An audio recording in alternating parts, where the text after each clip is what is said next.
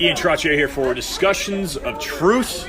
Now, as I just mentioned, yesterday I saw this fellow on the speaker list, and I went to do some research in a public search engine that happened to be Google. Zach Voorhees wouldn't like that, but the result came up with an English philosopher. This is not who is sitting with us now. John, please introduce yourself for listeners. My name is John Knox. I'm a firefighter paramedic for the city of Los Angeles. John, what has brought you to this conference Weekend Act in Salt Lake City this weekend? Well, the city of Los Angeles was the first city to drop the vaccine mandate.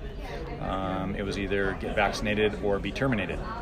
So we put together a foundation. We assembled a law team.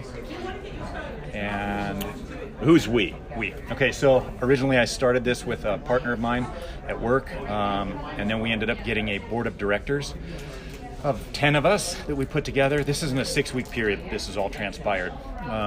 When was this? It started, well, the vaccine mandate was dropped the 28th, so just of August.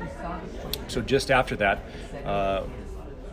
let me back up just a little bit. Prior to that, we had seen vaccine mandates probably coming. So my buddy and I sat down and we worked together to kind of figure out how we would push back against the city with that, because I was not comfortable being told that I needed to put something in my body I didn't want to. So the city dropped that much faster, and that was the end of August. At that point, we recruited another individual to come on board with us, and then all of a sudden, things just took off. And so we assembled 10 board members, and we created Firefighters4Freedom Foundation. Go ahead. Our legal team includes Scott Street, John Howard, and Robert Kennedy Jr. Great. So we have a fantastic legal team. Out of that, we've dropped 2 suits on the city of Los Angeles. The first one was based on constitutionality, being that this mandate is unconstitutional, violates privacy rights, it violates body autonomy, it violates quite a lot of things. And also their statement that the best way to protect us and the public is to vaccinate. And so on their science, based on faulty science. We know that that's not true. Once we dropped that lawsuit, we started getting a lot of harassment, intimidation, coercion, trying to weed our members out of the lawsuit. We have 871 members that are plaintiffs in this lawsuit. Through that harassment, we ended up filing a secondary punitive lawsuit against the city and the fire department for $2.1 billion. So at that point, they continue to do coercion and, trying to basically get as many people, the city and members inside of our department, chief officers, captains, individuals like that. And so the deal was be vaccinated by October 20th or lose your job. So we stood strong, we pushed back, and since that time, October 20th has come, and we're still employed. John, how many members are in the fire department? You're saying you had 171 plaintiffs? 871. Excuse me, yeah, 871. Mm-hmm. How many firefighters, how many employees are part of the... So sworn members in our fire department, we have approximately 3,400 members. So we have about 25% of the department that's in the lawsuit right now. That's actually being amended. We're making an amended complaint right now, and then filing a preliminary injunction. And once we file that, we're opening that up, and we're going to add more members. So we know that it'll skyrocket well over 1,000 at this point. So you have more than a third, perhaps? Yes. You're confident in getting that number? Yep. Tell us about how Robert F. Kennedy, that's a big name, and I know he's, I think he's suing Bill Gates and the so-called Dr. Fauci, from my understanding. How did he get involved, John? He got involved through the 2 attorneys that we're dealing with, John Howard and Scott Street. They do quite a bit of work with him and his Children's Health Defense Fund. They're also working on other cases with PERC, which is Protecting Educational Rights for Kids. They have a suit against the county of Los Angeles with over 5,000 litigants in it. So he's involved in quite a bit of that. That's how he got there. So the mandate's is still in place, but you're still employed. That's what's happening right now? Yep. what's the environment like? Are you currently going to work? Mm-hmm. You're currently going to work. You're performing your duties. You haven't been vaccinated. There's what you feel, at least a third of you in the department that will soon be openly vocal about the anti-vaccination mandate.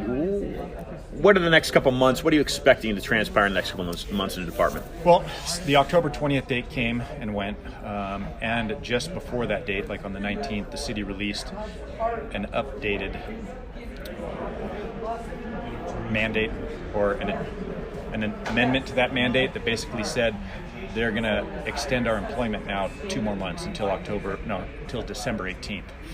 So for the past, 30 like days, 2 more months to think about the vaccine, or what? Yeah, so there's punitive issues that are supposed to happen within that time, but it's actually a proposal at this point. There is nothing that's been ratified. Our union's pushing back against that at this point now as well. So the union's supporting your stance for choice, yes. Freedom of choice. Yes, they are, as of right now. Yes. So again, by December 18th, if we're not vaccinated, then the mayor came out, and it's all over his webpage and on Twitter and everywhere, and said, expect to be terminated. And that's fine. What does a mayor have to do with your employment? Well, he's the mayor of the city of Los Angeles, okay. And they're the ones him and the city council are the ones that created this mandate. So, why for the past 20 months throughout COVID have we been able to work without a shot? We've been perfectly safe. And you're not wearing a mask right now, so listeners know. Yep, no, I'm not wearing a mask, and I'm not going to wear a mask. But, at work, when we go into people's houses in the height of the pandemic, nobody ever asked if we were vaccinated. Nobody cared. They just wanted help. And there's never been one case anywhere where we, as first responders, have transmitted COVID to the public. Yet 1/3 of our department has contracted COVID from the public. But yet we still went to work every day. We didn't stay at home. We didn't work via Google or telemedicine or anything like that. We've been out there the whole time. And so that wasn't an issue at all until 30 days ago. And now all of a sudden we're being villainized and being told that we're unsafe, and that if we don't do what we've been doing for the past 22 months, we're going to be terminated. It doesn't make any sense. Are you hopeful that the mayor and his council, what's the likelihood, in other words, says, well, you know what, John and the third of the department, you're your own sovereign human being, and your case makes sense, and you know what, you can have your employment and your freedom of vaccination choice. What's the likelihood that happens, considering the legal pressure now that your team is applying? That's that's a loaded question. That's what should happen, but is that going to happen? I don't know. I mean, I look at it this way. The city just balked.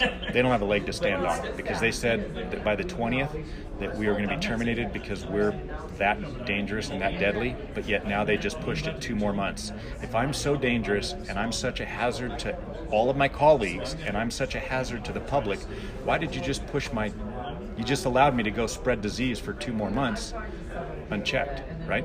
So, they don't have a leg to stand on at this point. And you call their bluff? Absolutely. I think it's the world's biggest game of chicken. But if they want to go ahead and they want to fire us, we're willing to take that. What are you prepared to do? I'm prepared to get fired. I have no problem. This is way bigger than my career. This is way bigger than a pension. This is about the freedoms in this country that are being stripped away from us at an astronomical rate. Look at what's happened over the past 22 months. You went from 15 days to flatten a curve, wear a mask 24/7, stay in your home for 8 months.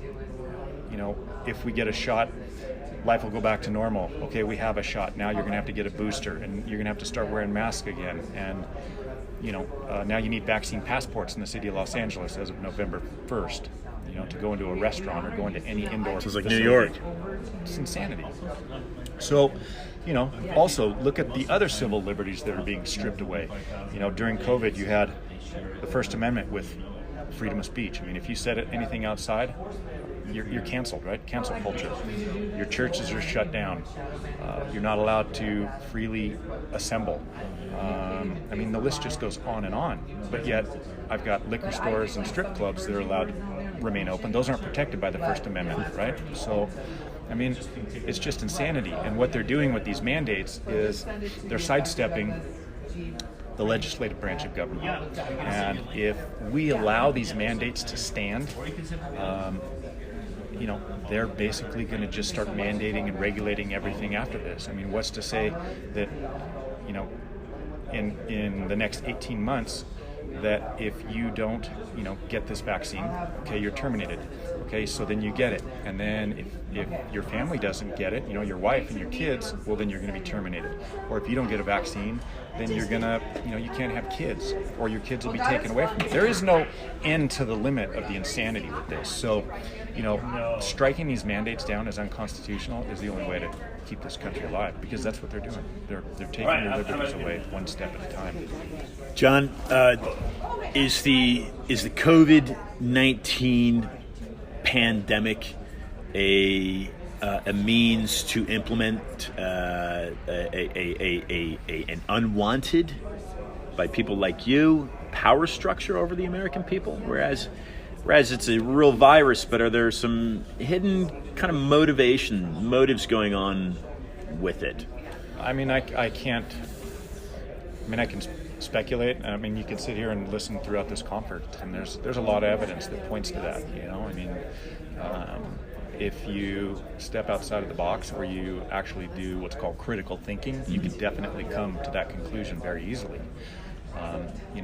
Just a perfect example is, why is Joe Biden mandating this? Right. Why isn't it a law, legislated? Because he knows it's unconstitutional and he can't. So he was not going to get the votes on both sides to be able to push this through. So let's go ahead and mandate this, because people don't understand the difference between a mandate and a law. It's just, a mandate is something that's put forward by a bunch of bureaucrats with a swipe of a pen. Legislate. We have those branches of government for a reason.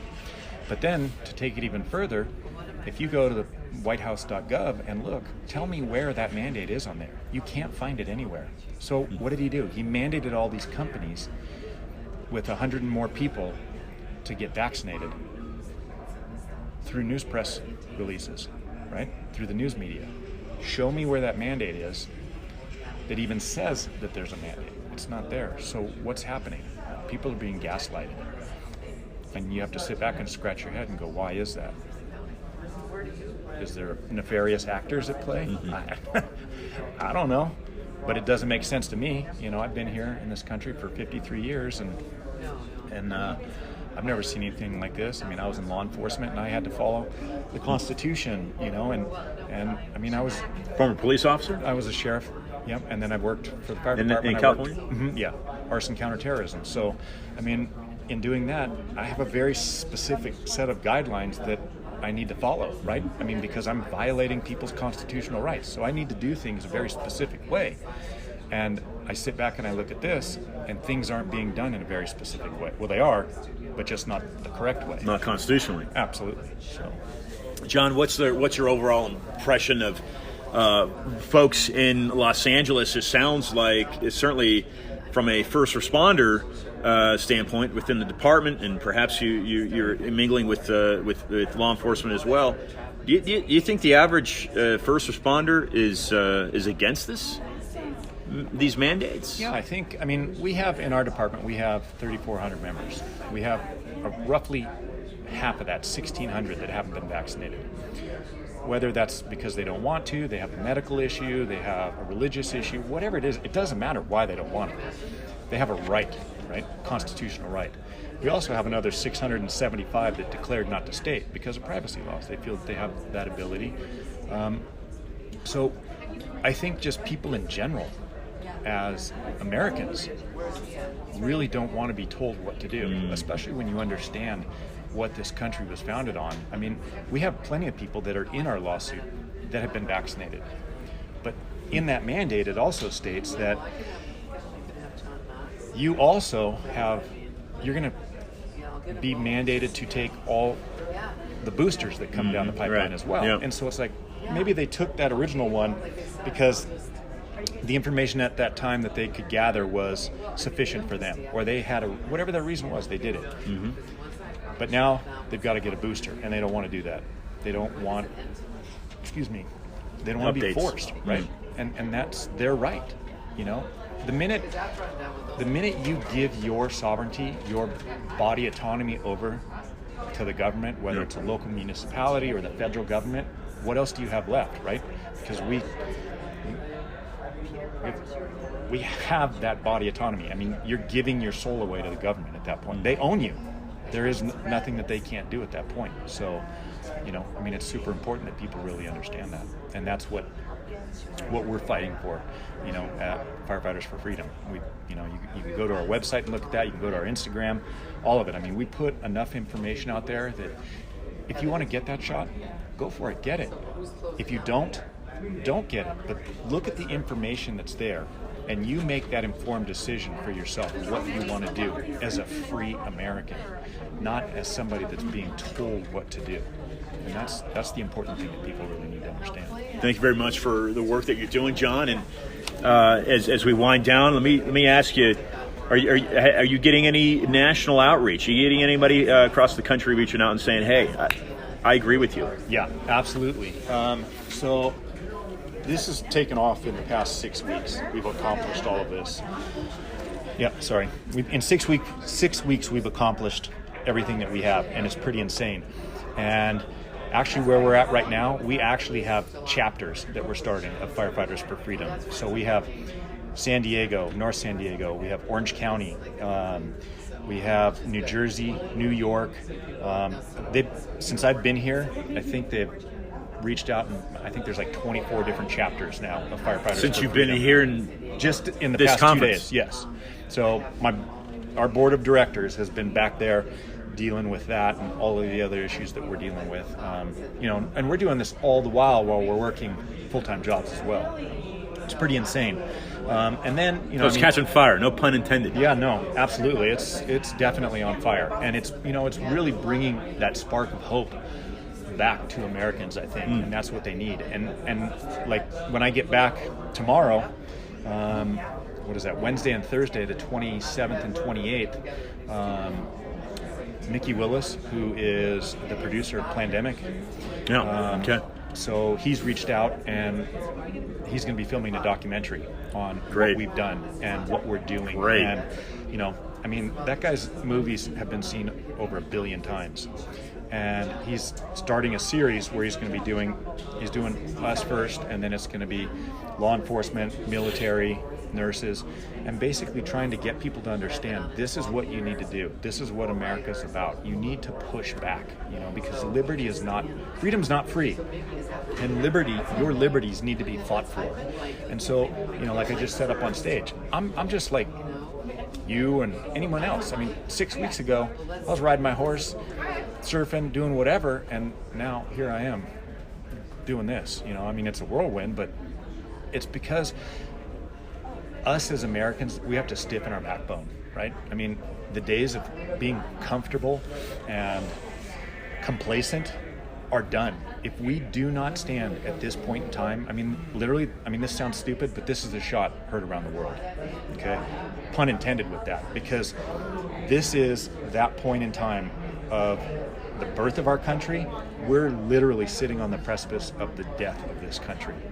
And if people don't act right now, the average person act and start doing something. What at your local level, it doesn't have to be at a national level. Everything starts grassroots and moves from there. And if people realize that and start moving in that direction, we'll save this country. John, some final words. You mentioned a website where people can get more information, and please, if you're listening to this and this message resonates with you, don't wait to act. Act now. But John, some final thoughts for listeners. What you want them to walk away with, and please, again, any type of social media outreach you'd encourage people to get involved with. I really just encourage everyone out there to take a stand, because if you stay complacent, this country will truly die. I mean, I can't reiterate that enough. This is literally the hill that I'm willing to stand and draw that line. You know, I pulled that pin on that grenade, and doesn't matter. This is way bigger than our jobs. This is way bigger. You know, everybody's afraid to lose something, but what you don't realize is the things that you're going to lose in that short term, whether it's your job or your friends or family members, whatever that is, pales in comparison to the freedoms that you're really about ready to lose. And so if you don't stand up for your freedoms now, those other things won't matter, because you won't have that. You can look to other countries that have failed. And so I just want to impress everybody to take a stand. Do whatever you can. Get involved locally. And then visit our website. It's Firefighters4Freedom.org, and you can visit our social media Instagram page, which is the same thing, Firefighters4Freedom, the number 4 freedom. And it's blown up. We've our Instagram is, I think, over 30,000 people in 4 weeks. You know, I just did I do a lot of media like this, but Fox News just picked me up again the other day, and they did a live interview. And that Who was it? It was Fox LA. I can't remember Marla and another guy, but anyway, you can go on our social media and find that on our Instagram page, and that thing it's gone viral. It's literally, I don't think they were ready for that, and they've been taking a beating. And you know what? Shame on them for, you know, not covering both sides. So, you know, again, everybody, I pray that you listen to not just me, but anyone else. Take a look around and think about what the past 20 months, what you've lost during that time, and take a stand. John Knox, Los Angeles City fireman. John, thanks for doing what you're doing, and thanks for joining the program. Thank you. Thanks for having me on. Appreciate it.